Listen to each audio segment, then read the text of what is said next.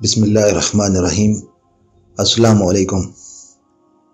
آج ہم جس موضوع پر گفتگو کرنے کے لیے آپ کے سامنے حاضر ہوئے ہیں وہ ہے علم اور ایمان میں مطابقت۔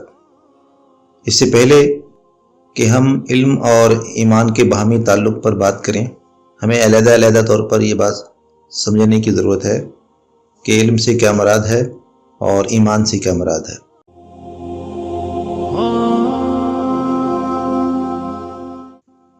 علم اصل میں اس سمجھ بوجھ کا نام ہے جو زندگی کے کسی بھی پہلو کے بارے میں ہم مختلف ذرائع سے حاصل کرتے ہیں۔ مثلاً اگر ہمیں زندگی کا مقصد معلوم ہے تو یہ ہمارا علم ہے، اگر ہمیں زندگی کا نصب العین معلوم ہے تو یہ ہمارا علم ہے، اگر ہمیں اچھی زندگی گزارنے کے طور طریقے معلوم ہیں تو یہ ہمارا علم ہے، اگر ہمیں اچھے کام کے فائدے معلوم ہیں تو یہ ہمارا علم ہے، اور اگر ہمیں برے کام کے نقصانات معلوم ہیں تو یہ ہمارا علم ہے۔ اب ہم اپنے موضوع کے دوسرے حصے پہ آتے ہیں کہ ایمان کیا چیز ہے۔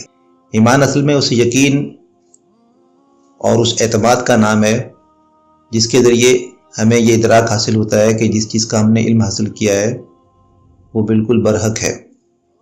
حاصل کیے ہوئے علم کے بارے میں اگر ہم شش و پنج کا شکار ہیں، تذبذب کا شکار ہیں، کنفیوژن کا شکار ہیں، اور ہمارے ذہن میں علم کے بارے میں دو رائے پائی جاتی ہیں تو پھر ہم اس پر یقین نہیں رکھ سکتے، ہمارا اعتماد اس پر کمزور ہوگا۔ اب بحیثیت مجموعی ہم علم اور ایمان کے باہمی تعلق پہ گفتگو کرتے ہیں۔ جیسا انسان کا علم ہوتا ہے ویسے ہی اس کا اعتماد ہوتا ہے۔ اگر کسی چیز کے بارے میں انسان کے پاس علم نہیں ہے تو لامحالہ اس کا پھر یقین بھی نہیں ہے اس کے اوپر۔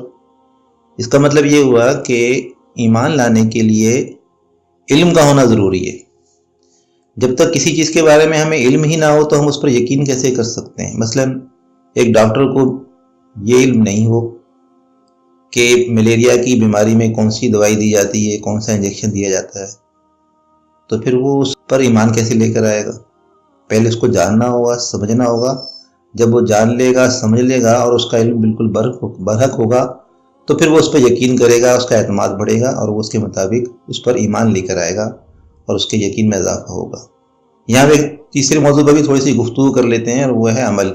دیکھیں، عمل میں اور ایمان میں اپنی سمجھ اور اپنے فہم کے لحاظ سے کوئی فرق نہیں ہے۔ جیسا آدمی کا ایمان ہوتا ہے بالکل ویسا ہی اس کا عمل بھی ہوتا ہے۔ اگر اس کا یہ ایمان ہے کہ آخرت ہے، جنت ہے، دوزخ ہے، اللہ تعالیٰ کی ذات برحق ہے، تو پھر وہ اسلام کی تعلیمات پر عمل کرتا ہے، اور اسلام کی تعلیمات کو چھوڑنا اس کے لیے بالکل ناممکن ہو جاتا ہے۔ لیکن اگر اس کا ایمان نہ ہو، اس کا ایمان ہو لیکن تذبذب کا اور کنفیوژن کا، اس کے اندر الجھاؤ کا شکار ہو، تو پھر وہ اسلام کی تعلیمات پر عمل نہیں کر سکتا۔ تو آج کی گفتگو کا خلاصہ یہ ہے کہ ایمان اور علم کا باہمی تعلق جتنا صحیح ہوگا، جتنا پر اعتماد ہوگا، انسان کی زندگی میں عمل بھی اتنا زیادہ روشن ہوگا، واضح ہوگا اور نتیجہ خیز ہوگا۔ بہرحال جو بھی کچھ گفتگو ہم نے کی ہے، اللہ سے دعا ہے کہ اللہ تعالیٰ ہمیں اسے سمجھنے کی اور اس پر عمل کرنے کی توفیق عطا فرمائے۔ انشاءاللہ اگلی گفتگو میں پھر دوبارہ آپ سے ملاقات ہوگی۔ اس وقت تک کے لیے اجازت دیجیے۔ السلام علیکم۔